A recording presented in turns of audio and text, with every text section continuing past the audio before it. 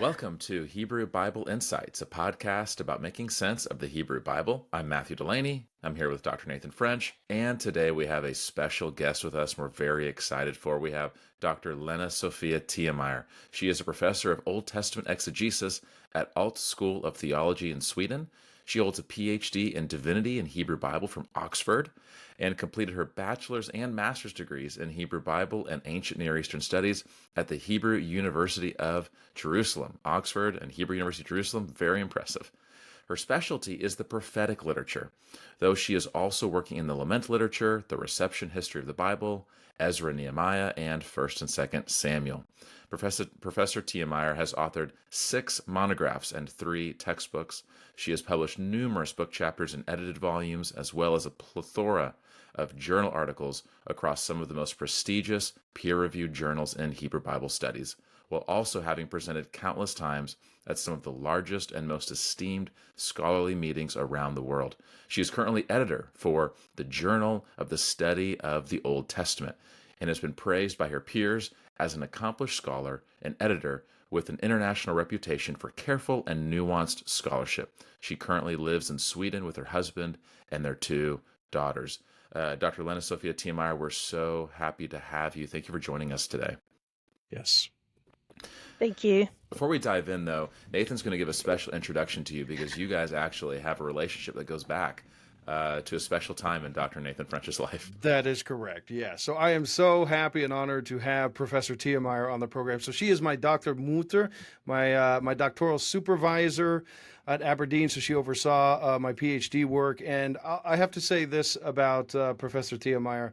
Apart from being the amazing scholar and supervisor that she is, she's kind, she's funny, she's an incredible conversationalist and just a down-to-earth, enjoyable human being to be around. And I know that all the students with whom I studied, and I know that her present colleagues in the field, no doubt, would say the same. And I know my wife and I have often spoken how much we miss running into Lena on a daily basis. We actually my wife and I shared an office, and we were right next to Lena, so we would see her quite often. And just as an example of her kindness, her and her husband would often have, I think it was for end of the term or Christmas dinner, before everybody would go their separate ways for the holidays. They would have us over for a nice dinner. And what Lena would do is we'd have the dinner, and then she would show us this amazing collection of Smurfs. Do you still have the Smurf collection? Absolutely.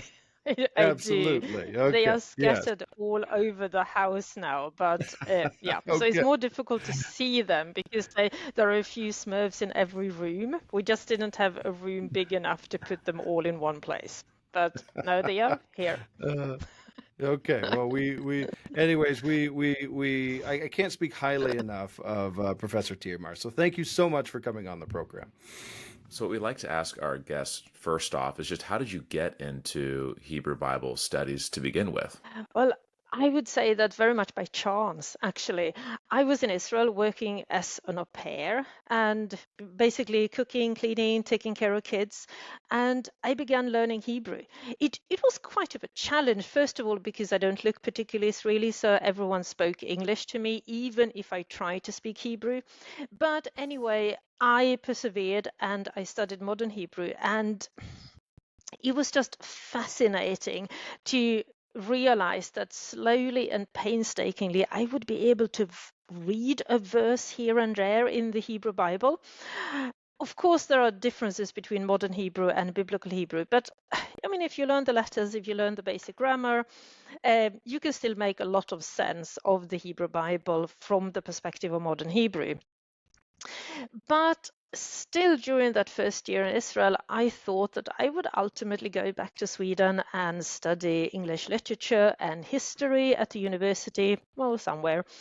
But gradually, I realized that studying the Hebrew Bible would actually be able to combine my love of literature and my love of history. So to make a very long story short, I stayed on another year in Jerusalem and took a number of courses, a bit of biblical Hebrew, a bit of classical Arabic, a bit of ancient Near Eastern history, a bit of Jewish history, and a bit of biblical exegesis. And I realized that no, I would like to stay in Jerusalem and learn more about the Bible, learn more Hebrew. So lo and behold, I ended up doing a BA and later on an MA. So I stayed all in total 8 years. So a bit by happenstance, but in a sense, the Hebrew Bible enabled me to combine the love of literature and the love of history. Love that. Love that. And so then after your degrees at Hebrew University, you then took off for Oxford, right? You did your PhD at Oxford. That's true.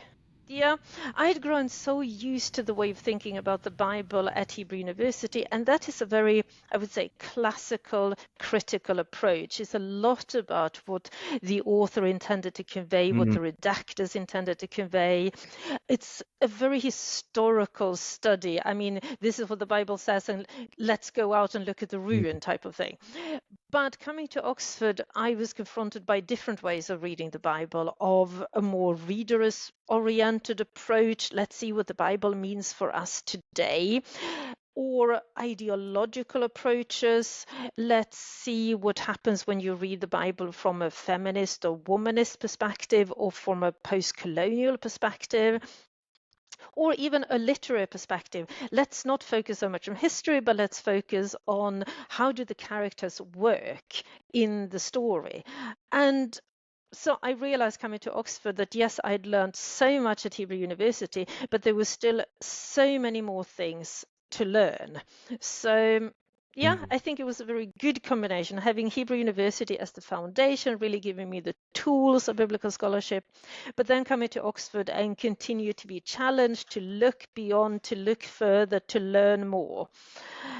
And I think in that whole journey, I've really benefited from a full range of very different teachers and mentors and supervisors. And also from the opportunity of studying together with people coming from all over the world.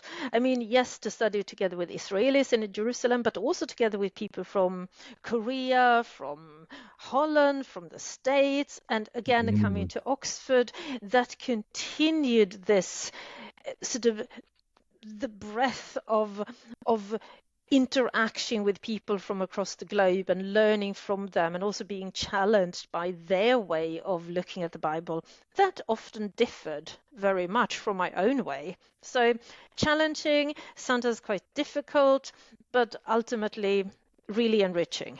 I think you're tapping into something that all of our listeners can relate to. You know, I think that when it comes to approaching the Hebrew Bible, there's probably some sort of way we've been taught, but then we start realizing that once we get just over this hill, there's a whole cascading landscape of other approaches and how we can get the fullness of this literature. So I think you're perking the interest of all the people listening, for sure, with all of this. And definitely, I'm not done yet.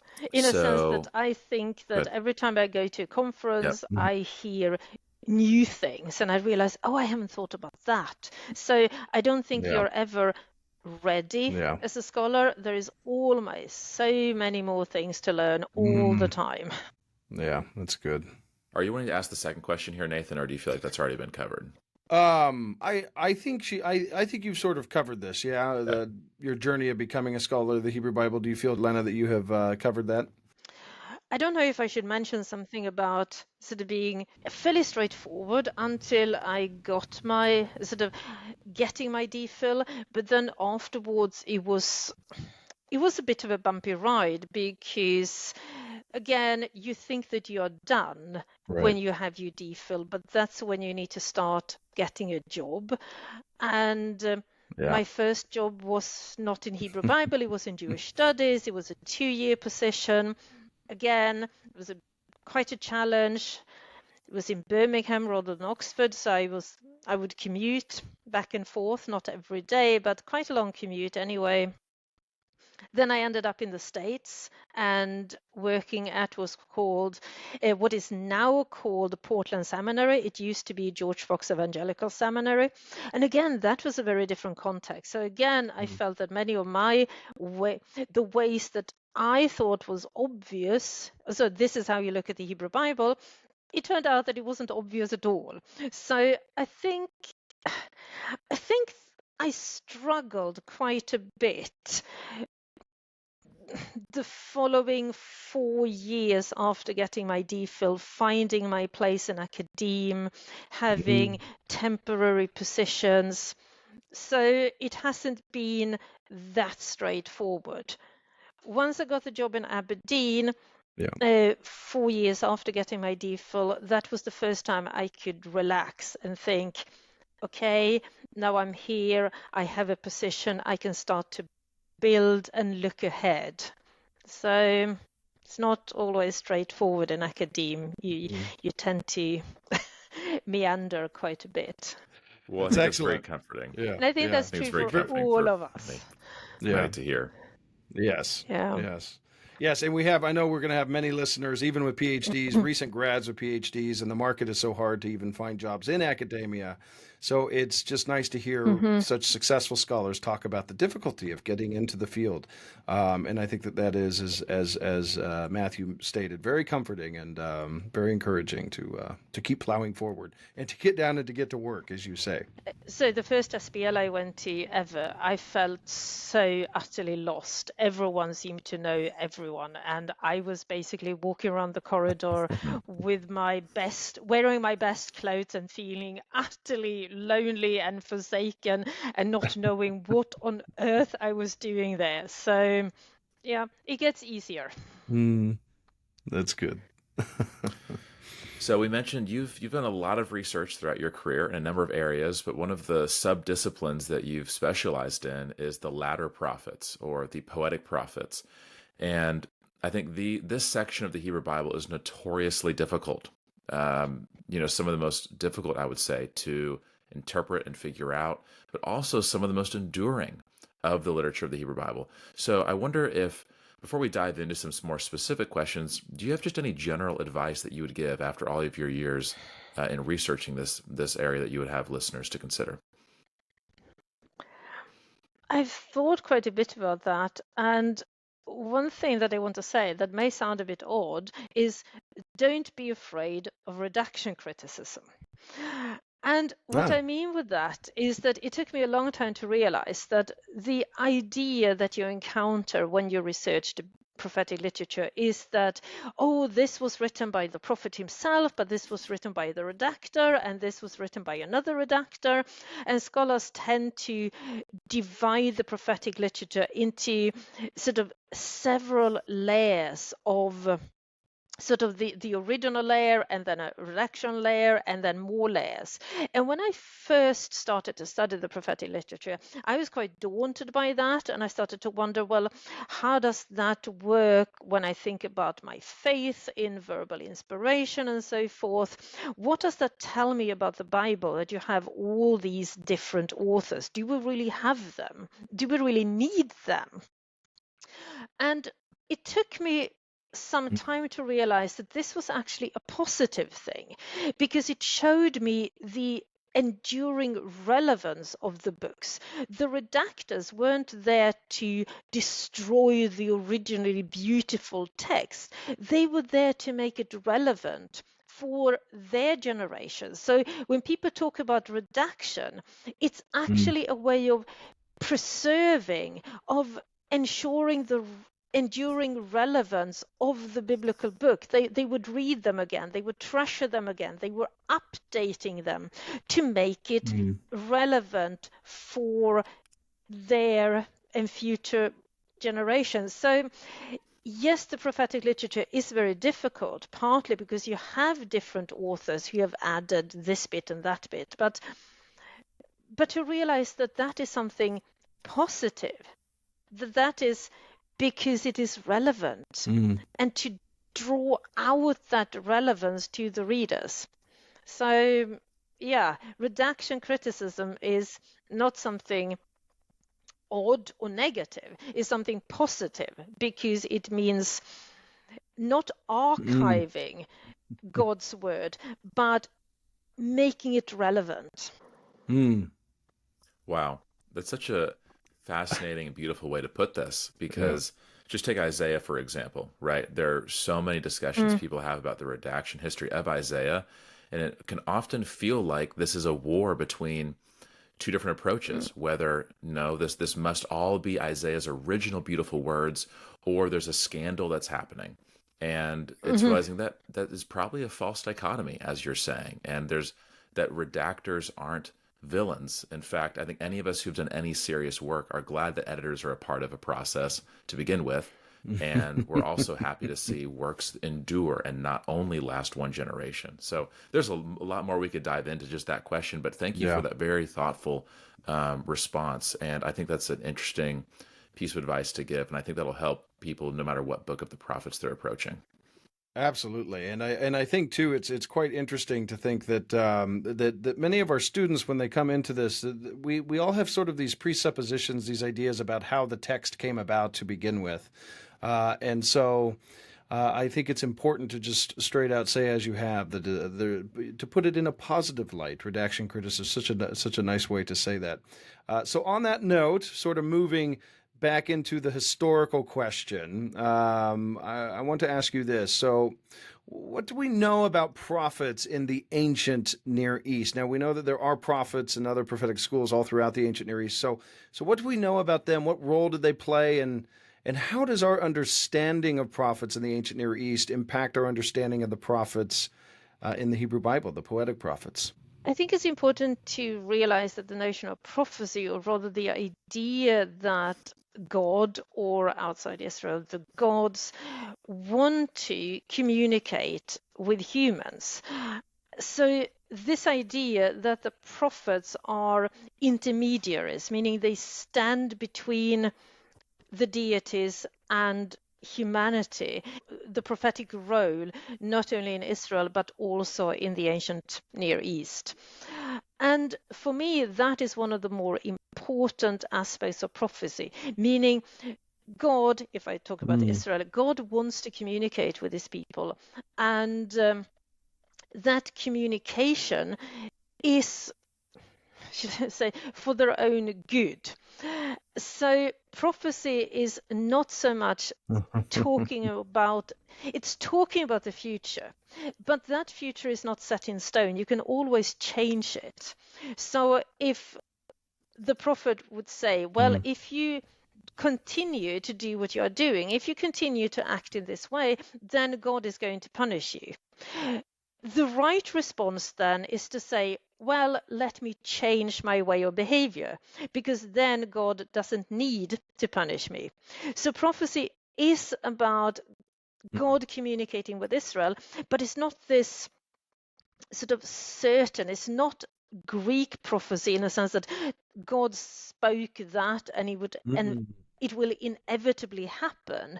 Is rather than, it's a caring relationship, if I dare to say that you're doing this, and if you continue with this, then yes, I am going to have to stop you. But the whole point is rather that you shouldn't continue to do this, so that God can bless you instead. So prophecy is a very interactive mode where the prophet is standing there, both representing God towards Israel, but sometimes actually also representing Israel, because you have beautiful passages, especially in Amos, where God says, oh, I'm going to punish Israel. And the prophet then says, oh, no, I don't think you should do that, because think about Israel is so small, or Israel is so vulnerable. And then God says, yeah, you're right. I'm not going to punish Israel. So prophecy, being the intermediary, is not only about conveying God's word, but it's also about interceding on behalf of Israel.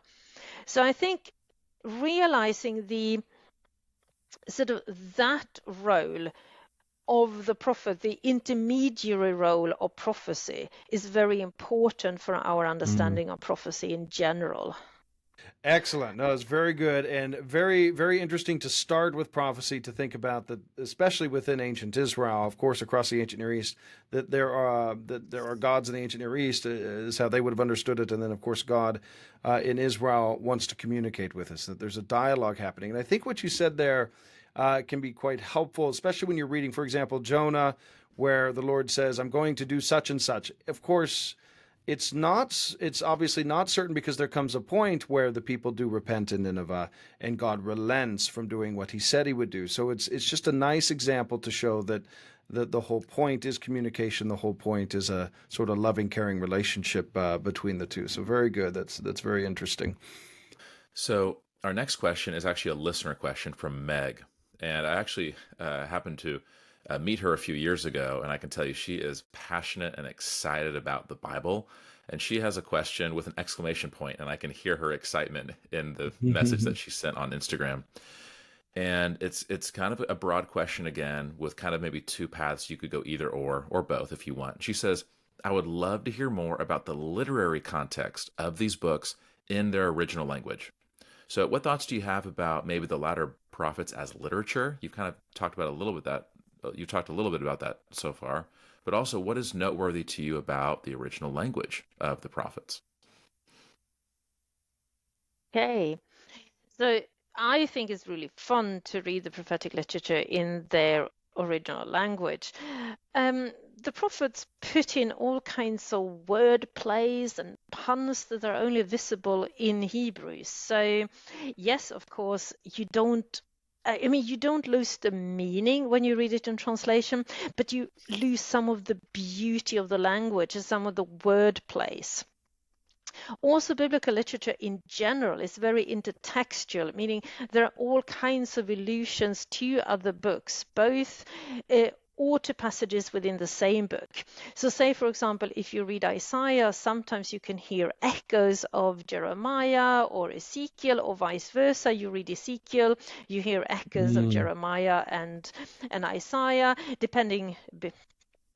So sometimes you can say that one prophetic book is clearly alluding to another.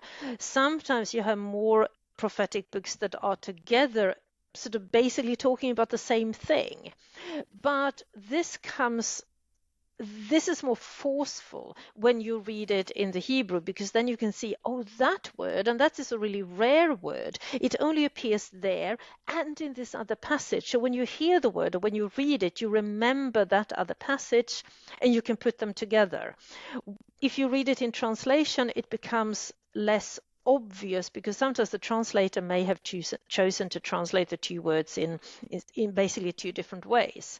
So I would say two things really stand out for me reading the prophetic literature and any other biblical literature in the original. First of all, you get all the puns, all the beautiful word plays, where, say, a word that is used sounds very similar to the next word, and then the next word. So you can have a whole sentence, for example, where you have the same letters reappearing.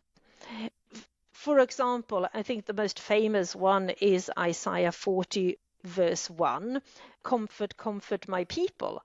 And in Hebrew, you have this interplay between the mem and the chet. So it sounds, now I'm exaggerating, but nachamu, nachamu, ami yomar Elohechem. So you have lots of mems in there. And that's very beautiful and comforting in itself. I mean, there is a reason why mother in all languages, I know, start with some kind of M sound. So the whole idea of comfort combined with this that you have in the Hebrew makes it very sort of emphatic. That's so cool. Yeah, you're describing the Hebrew language. That's my favorite part of approaching the Hebrew Bible, is the original languages. And I think what many people don't realize is how many rare words or phrases that are used in the Hebrew Bible that might only appear a handful of times. But, if let's say there's a word that only appears, let's say 5 times in the Hebrew Bible, well, the English translators, one, might not be able to use the same word in every context, or simply just don't do that. But also, it'd be very difficult to choose a word that gives off the right feeling, because they're probably not going to choose an English word that you've only read 5 times in your life. And so it doesn't pop the same way that you might have in Hebrew. So this is why I always give a plug to anyone who is interested in whether you want to get great at Hebrew, or if you maybe don't want to get great at Hebrew, but you want insights from Hebrew, is read scholars who are doing it. Either way, you get more insights. or you will get your own Hebrew better because you'll start noticing, what are scholars saying about the Hebrew language? This helps me get better. Or I'm still really bad at Hebrew, but I want insights from the language. Read what scholars write. And we'll put some links to the show notes below about a number of the publications that Dr. Lena-Sofia Tiemeyer has done. She has so many on the prophets, especially if you're interested in that. So that's great. Another question that we had was, this is kind of a fun one, you could say, a little fanciful, which is, if you could meet and dialogue with the author or redactor of one of these texts, which one would it be and why? What would you want to talk about? Oh, definitely Zechariah. I love Zechariah's vision report. It is so, to quote what I read, weird and wonderful. I mean, there is no weirder text in the Hebrew Bible, I would say. I mean, Zechariah, he sees multicolored horses. He sees a woman in a basket. He sees some stork-like women, flying women, and then more multicolored horses. I was like, it's so weird. And at the same time, it's so rich. So one of the reasons, I would say the key reason why I've spent so much time in my career studying Zechariah is because I think it's so weird. So I would love to talk with Zechariah and ask him, so when you saw these horses, did you think the colors had any meanings? How many horses did you see? Why did you write this down? Did you have, because what is also difficult about these vision reports is that some of them don't come with an explanation. Sometimes you have sort of a very maddening exchange between Zechariah and his interlocutor, the angel. So the angel asks Zechariah, what do you see? And Zechariah then responds what he sees. And then the angel says, do you know what it is? And Zechariah says, no. And then it sort of stops. And you wonder, oh, okay, well, Zechariah clearly didn't know what he saw, and he's not telling me. So we end up with this vision report, and no one really knows the meaning of the woman in the basket, for example, or the stork-like women. Just sort of, it's just, yeah, this is what I saw, full stop. So I would really like to ask him, what did you think you saw when you saw it? And why did you think this was important enough to write down so that we, 2,500 years later, can read about what you saw during that fateful night? So absolutely, Zechariah. That's great. What a fun answer. What a fun answer. We actually just did an interview recently with another scholar who wrote about the book of Zechariah. So if our listeners haven't opened up that book again, they're hearing from you. It's official. You guys got to read Zechariah again. What a fascinating book. Yes. And on that note, it's great you did choose Zechariah because, of course, Professor Tiemeyer has 2 volumes on Zechariah that are published, I think, with T&T Clark, if I remember correctly. Is that right? So yes. If you want to know all about the visions of Zechariah, you can find those 2 volumes as well. We'll put links up for those, and you can peer into the scholarship there. So on a similar sort of fun question that I thought you'd really like this one. So for our audience, could you describe some of your favorite reception of the prophetic literature by later communities, whether ancient or modern, for example, maybe among the medieval Jewish exegetes or within Christian tradition, or even in modern literature today? Now, I have to preface this because when I teach research seminar here at ORU, I always have them read your article in Vetus Testamentum. I think it's the grammatical sex of the grammatical gender of Jonah's fish. Anyways, it's always a huge hit in the class, and students love reading it. So. Yes, I was going to talk about that because the grammatical gender on Jonah's fish is a very curious thing. So you know, when you give a paper at a conference and sometimes it sounds very boring, sort of, yes, the redaction criticism, the redaction critical model on sort of Isaiah 40 to 48 or something. So I wanted to have a paper at a conference that had both gender and sex in it, just for the fun of it. So I decided then to give a paper on the sex change of the fish. And you may wonder, what on earth is this? So to go back to the previous question, that's why it's so important to learn Hebrew, because actually Jonah's fish appears to be a male fish. But then Jonah seemed to have shifted from being in the male fish to being in the female fish. And what I argue in this article that Nathan mentioned is that unfortunately it's not the fish that has changed its gender, but there is a grammatical explanation of this. But the medieval Jewish commentators had a field day when it came to this apparent sex change.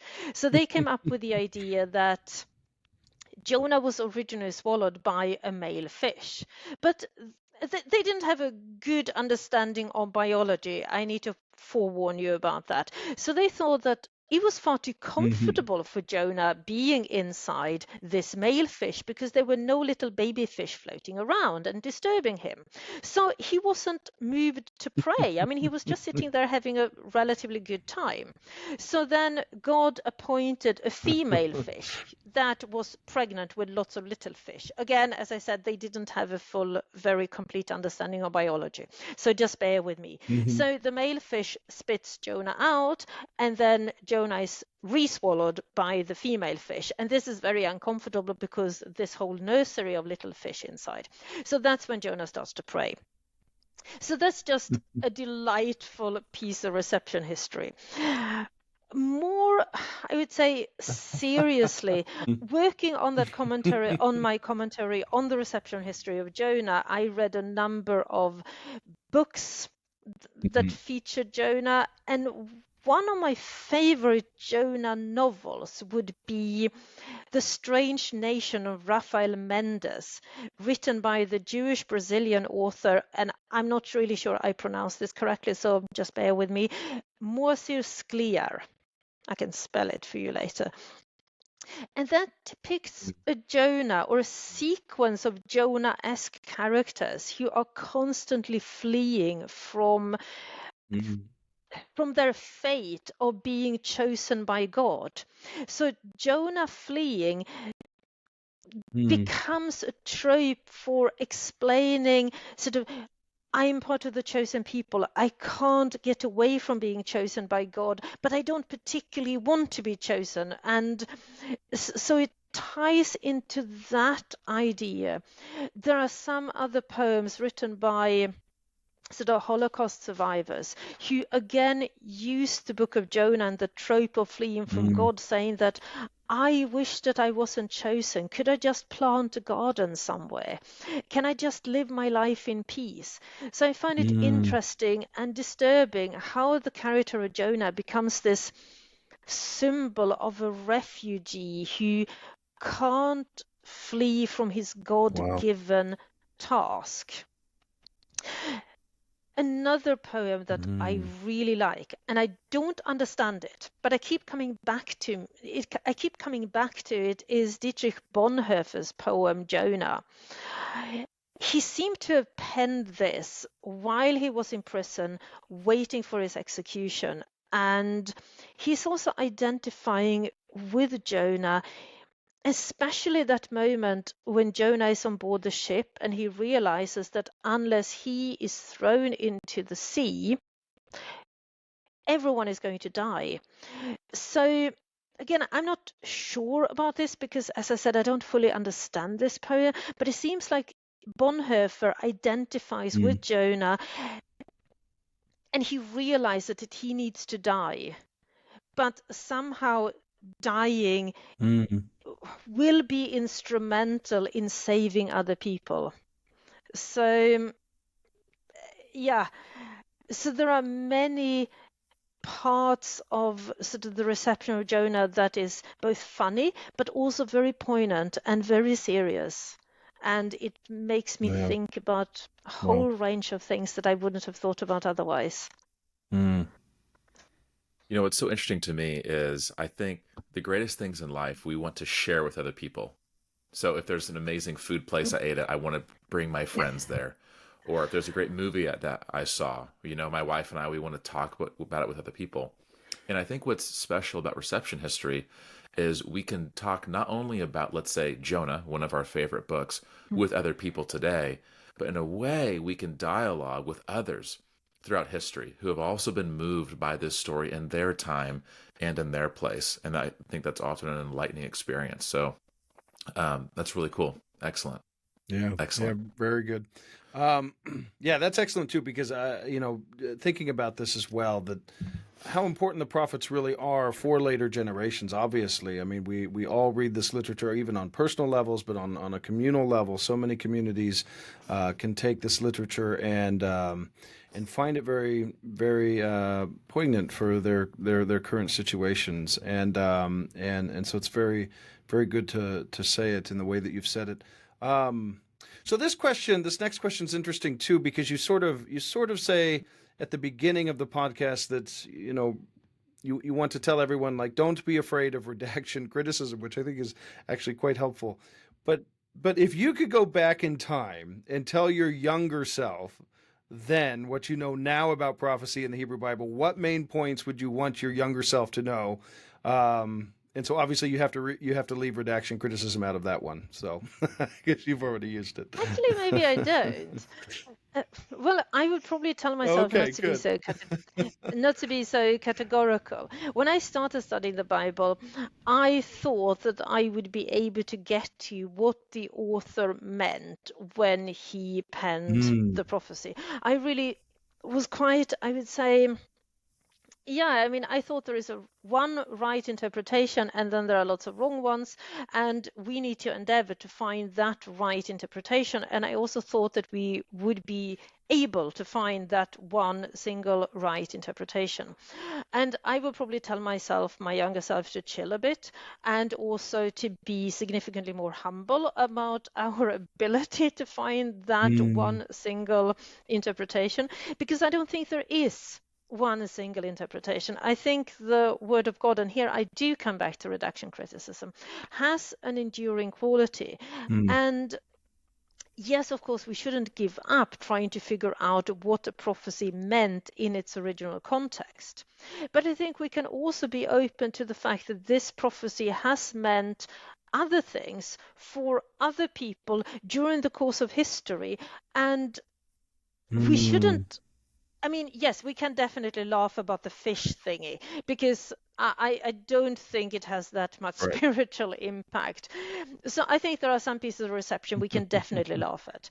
But I think others we need to take seriously that, okay, this is probably not what the original author meant, but this has sustained and comforted and spoken to people in various ways throughout the history. And who am I to say that meaning that people have read into eisegetically is in a sense less valid or less important, less spiritual, less God-given than the one that the author intended so many thousand years ago? So that's probably what I would say, tell my younger selves. Do you be a bit more humble about sort of, this is right, this is wrong. I'd be a bit more open to different ways of interpreting scripture. Be a bit more generous. Yeah. Those are things I think you learn just by living and encountering people, but I wish I'd learned it a bit sooner. Well, it's so nice too to think that I think in a grand way of what you're saying then is that really these texts are received by communities, whole communities, and that really does matter, even on a deeper theological level. If we go to the theological level, obviously we have to see that God is working even within those different epochs of time, and of course it's the communities together that have to discern his voice, in a sense kind of standing in the role of the prophet and reading the text and trying to hear God's voice in the present. And so it's very nice, I think, to bring that up, that I think we can just be, especially in the Western world, and I'm sure other parts of the world too, with the printing press, we all have such access to text now in ways that ancient communities didn't have such quick access to text. And And so it can be easier to focus on just the individual understanding of a text instead of looking at how communities themselves have found deep meaning, as you said, and how important that is. So excellent. I wonder if this next section, you could do something that we ask scholars to do sometimes, is if you could choose just a portion of one of the prophets and then just maybe discuss a few things that you see. Okay, well then, I think I will try to do a bit of Zechariah, but I won't do the ones that I mentioned before, but I think I will do chapter 3. So I will do just chapter 3, verses 1 to 5. Do you want to point out anything that you see in this text? You don't have to explain everything, obviously, but is there anything noteworthy that you want to point out? I think one of the most interesting parts of this text is actually the word Hasatan, because I can see on your screen that it's translated with Satan.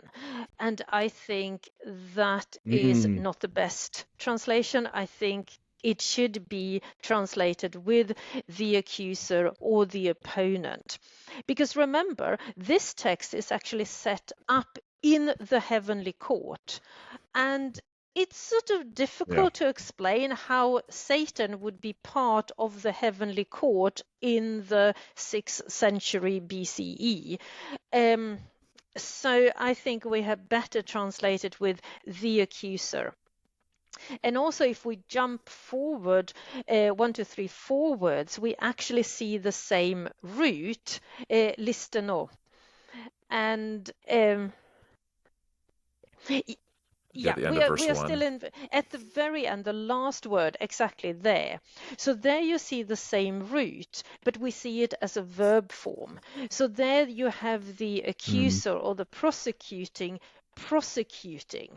So we see very clearly that this is not the name, the personal name of a character. This is a role that someone. So that person's role is to accuse. So you have Hasatan, the accuser, Lishteno is prosecuting or is accusing. And that is something that you don't see at all when you read it in translation, because you don't pick up then the link between the noun and the verb. So that's just one thing that I wanted to highlight. A lot of research has gone into the various pieces of clothing in verse 4. And again, it's interesting to see that these pieces of clothing are really expensive pieces of clothing, but they are not typical for the high priest. And again, that's something that you only see when you work with the Hebrew text. So, for example, you have priestly clothes mentioned in Exodus, but there are slight differences between the ones that you have here and the ones that you have in Exodus. So again, there seemed to be a conscious distinction between, so why are we using different clothes? Has something happened? So again, I don't have any ready answer. That I have theories of why that is. I think this is because Zechariah is here describing what he sees, and he sees Joshua wearing clothes, but they are not the regular clothes. They are slightly different. They are still very posh, very elegant, very beautiful, but they don't really fit what priests used to wear. So Zechariah is here choosing to use slightly different vocabulary in order to emphasize the difference. So again, similar but slightly different, and I think those differences are important to notice, and you don't see them when you read the text in English. You only see it in Hebrew. Yeah, everyone's getting a taste right now of what it looks like to be with someone who's very closely read the text of the prophets. And I don't know about you, but every time this happens, it just inspires me to read more, read more closely, and join the great discussion of what it is. So interesting to even think about the different type of clothing. There's some emphasis here. I think it'd be very easy for many to think, okay, he put on new clothes for him, but realizing, oh, this isn't the word that's normally used to describe priest clothing. There's some nuance going on there. Yeah, it's very funny, for example, the machalatzot, that word is only used in one other place, and that is actually the clothes that the women of Jerusalem wear in Isaiah chapter 3. And they are accused of wearing too much finery. So in Isaiah 3, it's clearly something very beautiful, but Isaiah is criticized them for wearing such expensive apparel. And here it's used very positively. He's getting these new fancy clothes. But again, not necessarily priestly, just beautiful, opulent, striking. Yes, exactly. And I liked what you were pointing out with the Satan and this heavenly court thing.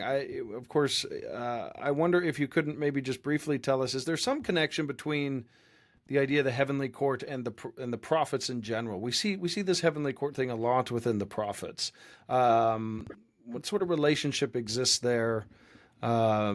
Between that, maybe in the ancient Near. Well, this passage is very interesting because until this text, the only people that had access to the heavenly court, to that kind of proximity with God, were the prophets.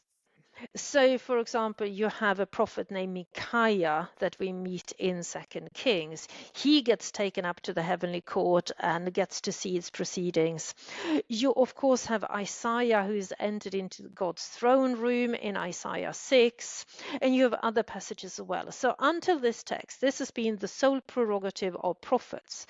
And now suddenly, in the post-exilic period, you have the high priest given this access.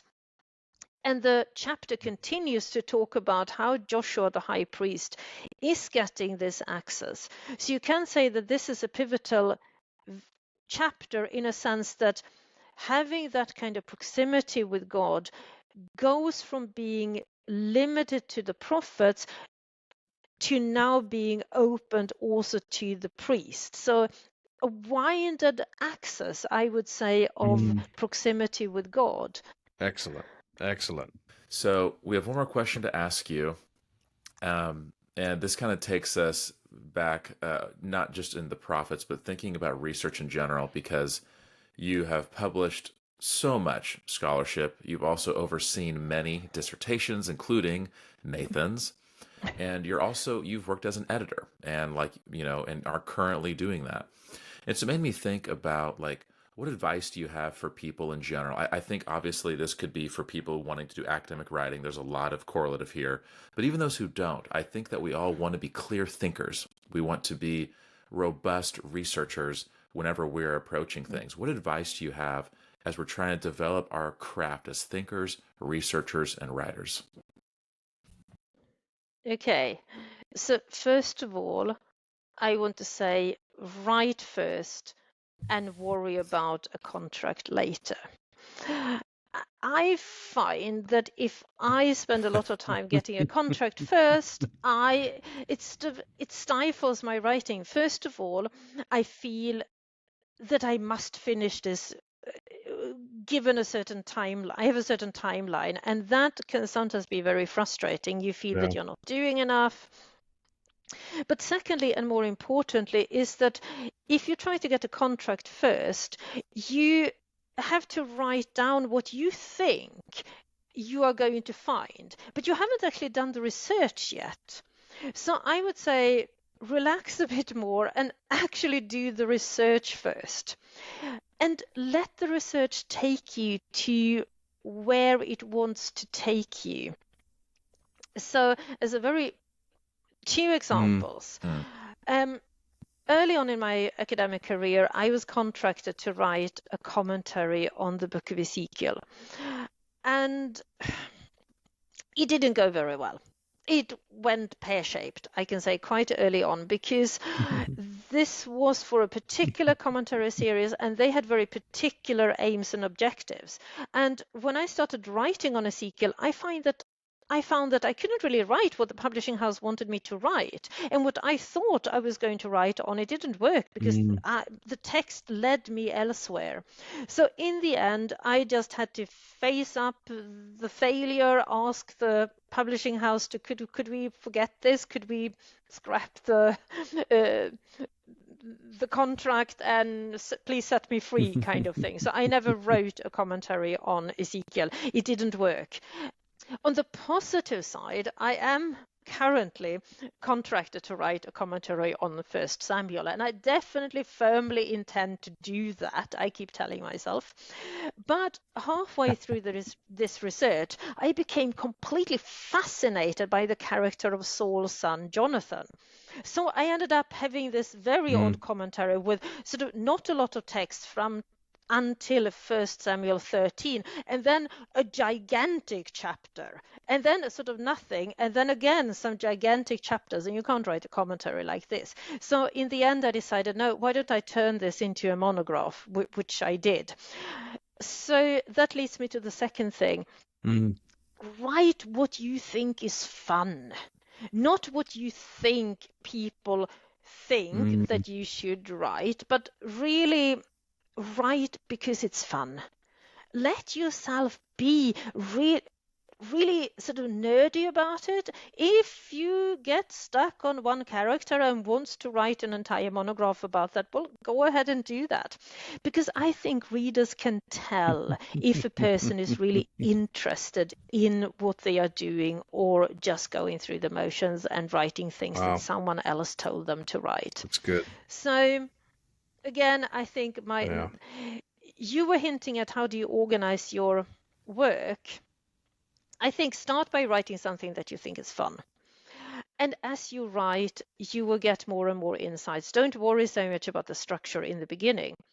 But once you feel that you have said what you want to say, that's when you need to get down and work seriously about the structure.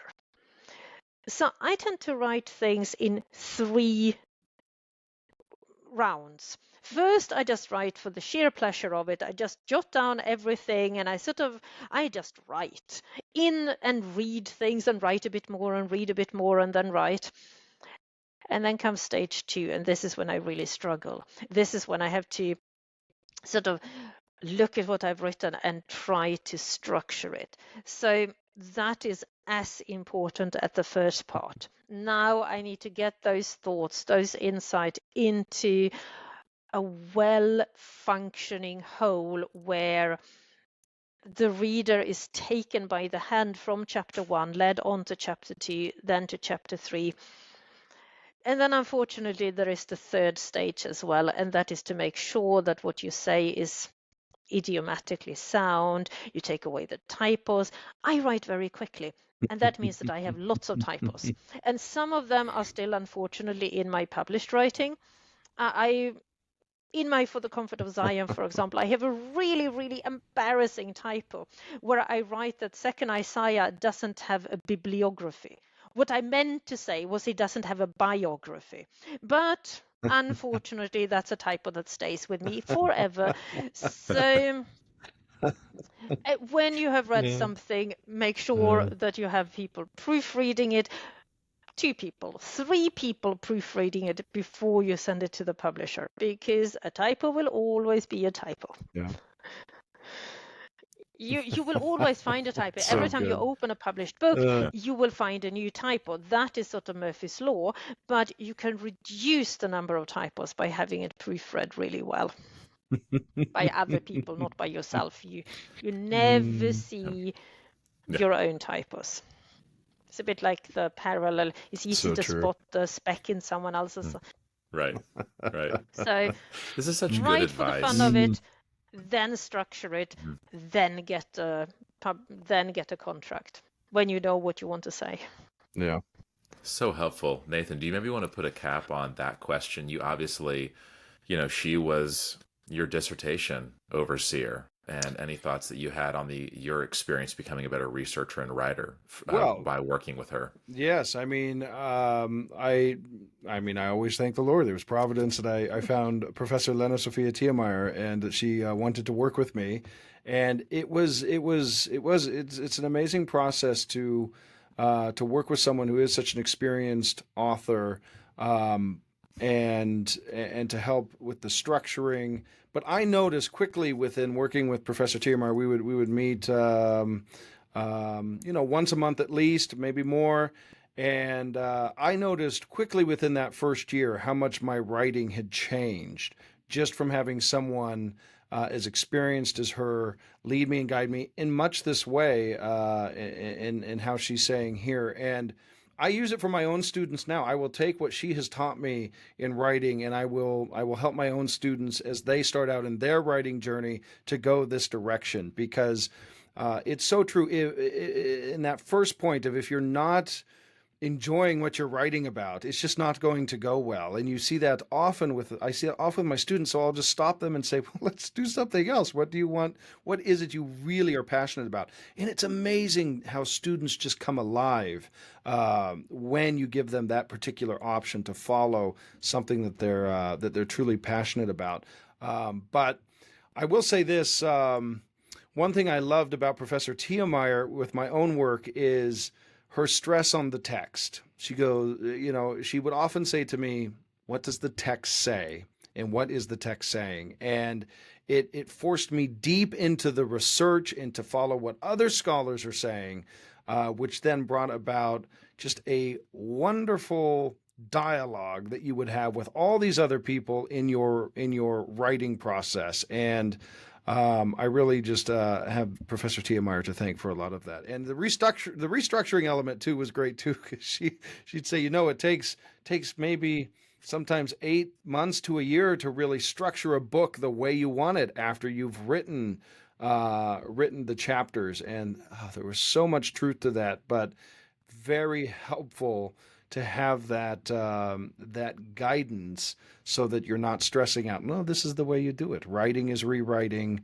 and you take that right into the process. So very grateful and thankful. And yes, Professor Tiemeyer, I love your, like I said, your wisdom on this. And I know other scholars know this, and I have other even students. And I'm thinking of a woman that I tutor. We read Hebrew twice a week together.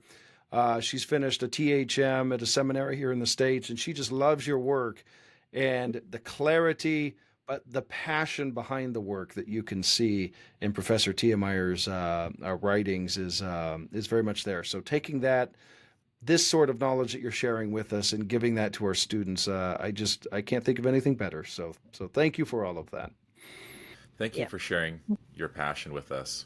And I think that it is inspiring us to continue to dive deeper into our own passion with the Hebrew Bible.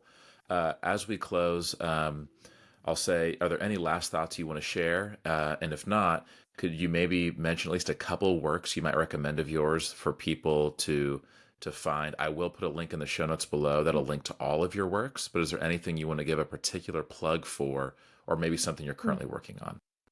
Okay, so I think my earlier work is very historical critical.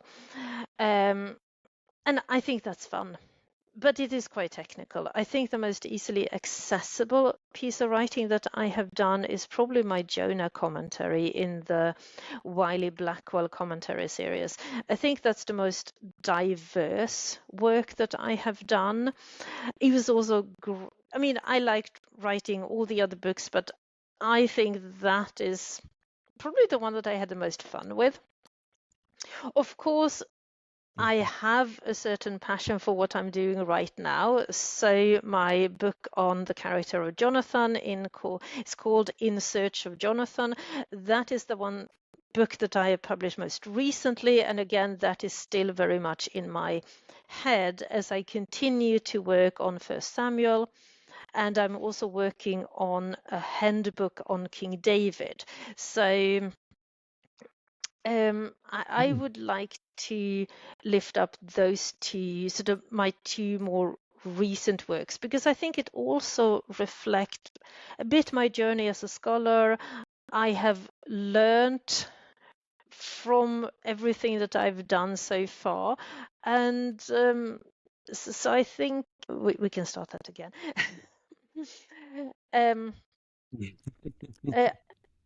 I think that what you see in my more recent work is also a more mature writing, where I am more relaxed about saying what I want to say, being more relaxed about what I want to convey. And I think the style of writing is also more accessible because I have gained confidence over the decades of writing.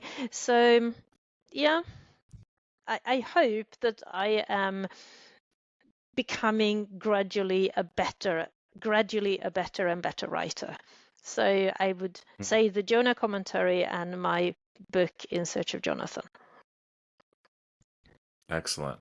Well, we'll make sure to put those in the show notes below for anyone who wants to connect more with your content. So, Dr. Lena, thank you so much for joining us on Hebrew Bible Insights on our podcast today. Thank you.